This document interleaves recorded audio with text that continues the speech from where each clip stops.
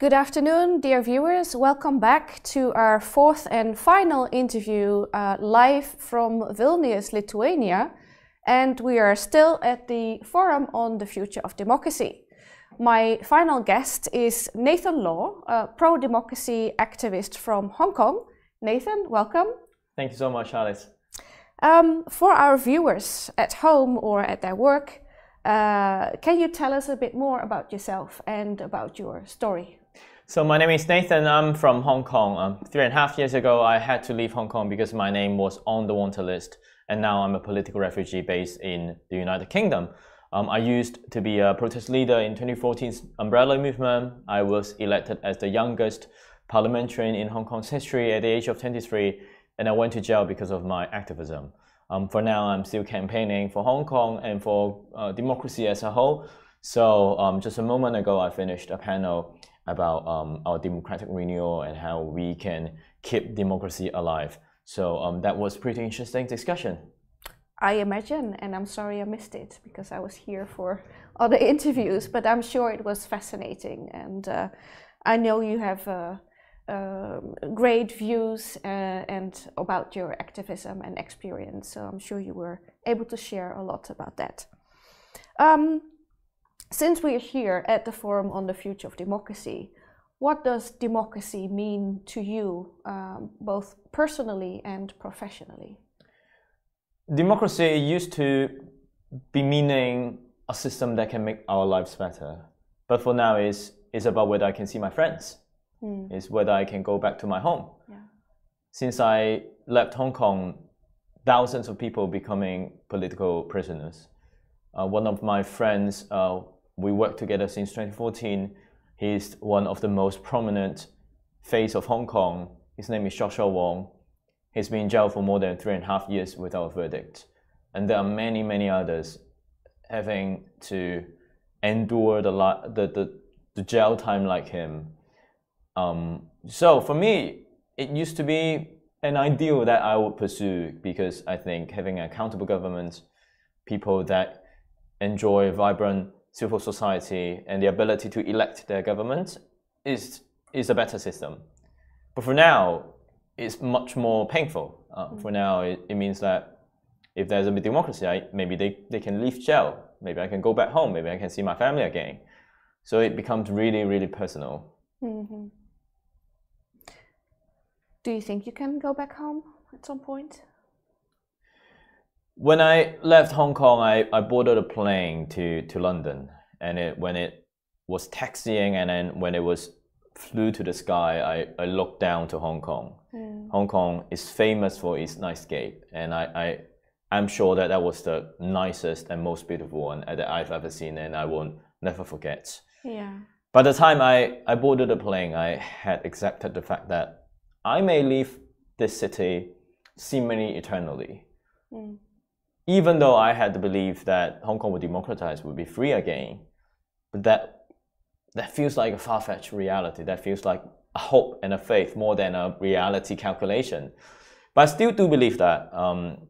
I won't say that I've left Hong Kong, I won't never go back. And whenever I say that I said a goodbye to Hong Kong, I will also say that that was seemingly eternal goodbye. But along the way, I do believe that the Chinese regime will face a lot of legitimacy crisis. It will have to open up its ideology and open up its society. It may be decades, but I have that hope. That's very important. It's amazing how some democracy activists, I mean, I also met Vladimir Kara-Murza, the Russian opposition leader, and it's just so inspiring that in the midst of all the oppression, people can remain very hopeful and really convinced that Russia will be free someday. We're in a country where it had been through 2 Soviet occupation and 1 Nazi occupation, and the country of Lithuania managed to successfully be independent, to enjoy democracy, and now it becomes one of the most iconic symbols of democracy around the world.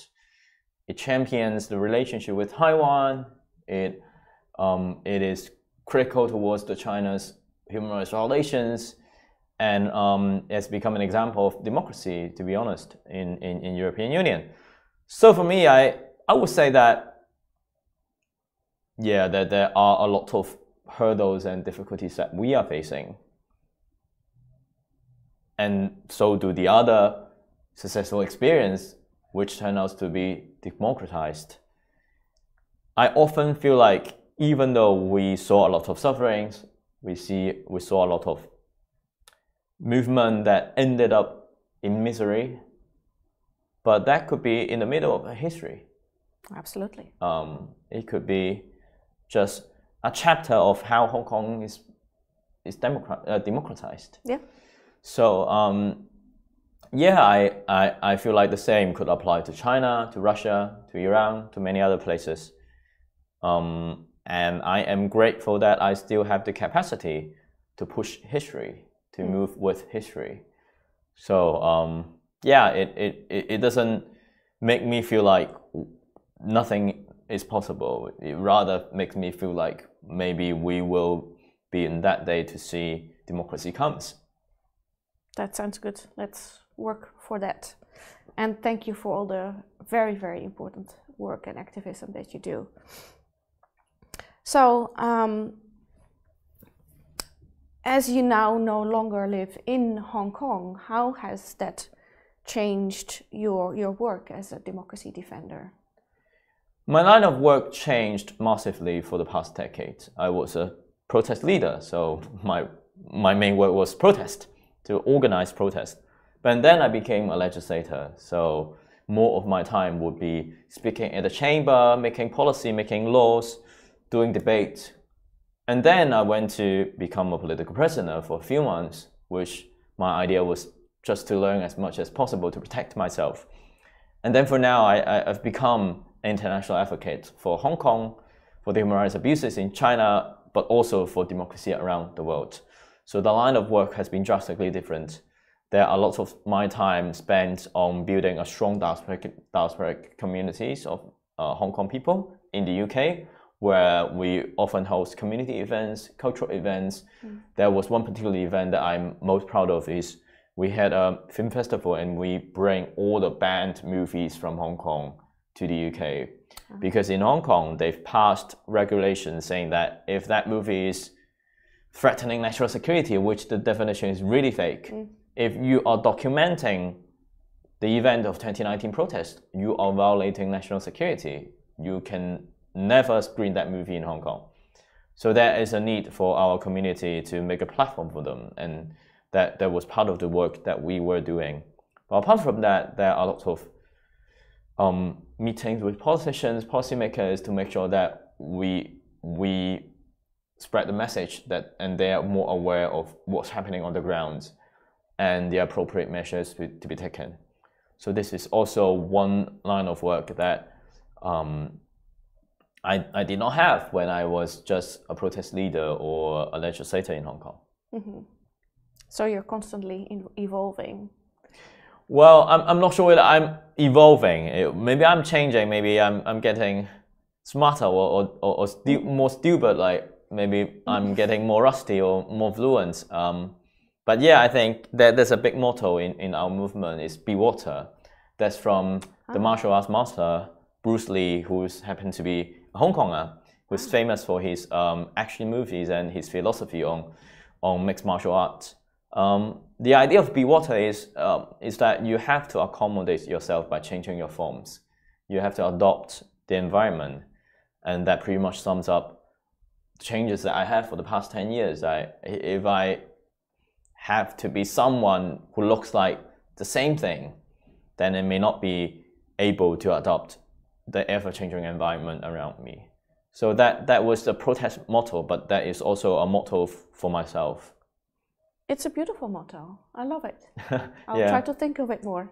Yeah. Yeah, it's beautiful. So, what I personally remember from, as an outsider watching live videos or video clips on social media about the protests in Hong Kong was how digital technologies and surveillance played a big role in how you had to organize your protests. Being a techie myself, I was very interested because I was watching video footage, not only on how people try to hide their faces, but how they even covered or destroyed facial recognition cameras, and they bought paper tickets for the metro so that you couldn't be traced of like who was joining a protest. And it made me wonder, is this the technological dystopia that is awaiting us all? So could you tell us more on how you organized those challenging digital dystopia circumstances? And is there a lesson or a message that you have for other democracies about, the new digital technologies and realities that we are designing and writing as we speak? In a general term, whether the technological advancement is good for democracy or not, it depends on who uses it. In China, it's undoubtedly a regime that utilizes the technological capacity to do human rights abuses. We've seen it in the Uyghur population, we've seen it in the whole China, where they have this gigantic firewall and big censorship system. Even though you are texting in a supposedly private communication tool like WeChat, your message are being totally screened and read. And if you say something bad about Xi Jinping, the first one who read it is Xi Jinping. Right? It will be pinged and the message will be barred. So that is how much the surveillance it is. It even makes the Orwellian model in 1984 an understatement. It is much more technologically advanced than the Orwellian model that is depicted in the book. So in Hong Kong, yes, we are aware of the situation. We've adopted measures to counter it. As you said, there are also a lot of people using the internet in this decentralized and leaderless movement where they can do deliberation, brainstorming new protest tactics, and make it very fluid and unpredictable. So that was definitely a challenge it posed to this gigantic Chinese regime. But we also definitely see places like European Union where they have rigorous privacy policy and a lot of tools to make sure that this technological advancement does not infringe people's privacy and their rights as much as in autocratic regimes. So the question is, where is the line, how we can catch up, and whether the government can make relevant policy keeping up with the pace of the evolution of technology, where like the AI discussion is also pretty much centered around it. And I think that requires a lot of input from corporation and the civil society. Yeah, I absolutely agree. One of the points that I often make is that we should not just look at regulating technology after the fact, so after it's already rolled out in society, but that we need to involve civil society and digital rights experts and ethicists and psychologists, even already upstream in the design process, to make sure that we embed the values in the new technologies. So that's one way of perhaps approaching this. Let me see. I had tons of questions more, but is there any particular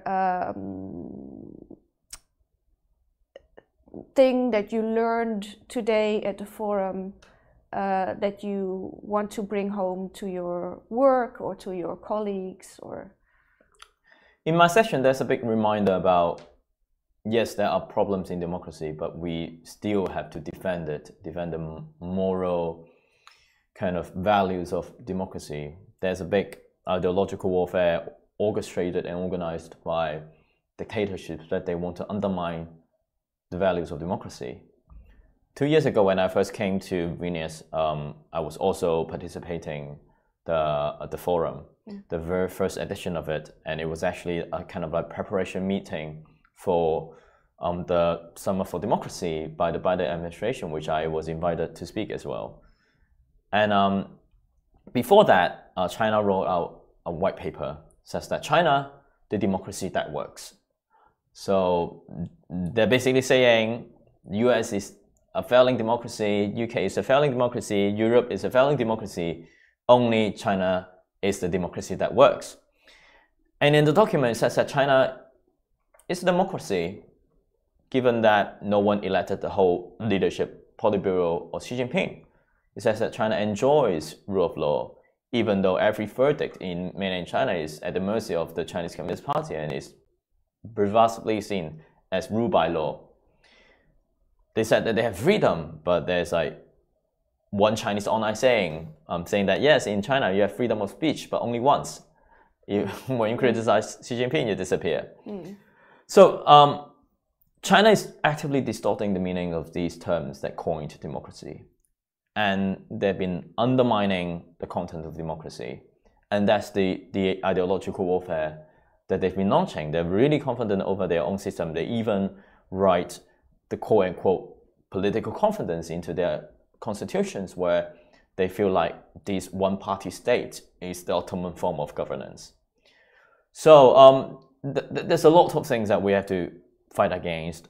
Indeed, there are lots of things that we have to enhance in democracy. But one thing we should not do is to look at the system and say that maybe that is a better system. Maybe we can learn something from that. Because whenever you do that, whenever you cast a doubt over whether democracy is the best form among all the worst forms of politics that Churchill suggests, then you started to losing your fight. So I think this is a very important reminder to the critics of our system, which there are a lot of things deserved to be criticized. But one thing we should not do is to look at China and say that maybe we can learn from them, from how they govern their country. I think that is just a start of a crumbling of democracy. Very important reminder, thank you. We're already nearing the end of our very interesting exchange. I know that we can easily discuss much more. We had longer conversations another time. But for today, let me wrap up our exchange here with this final question.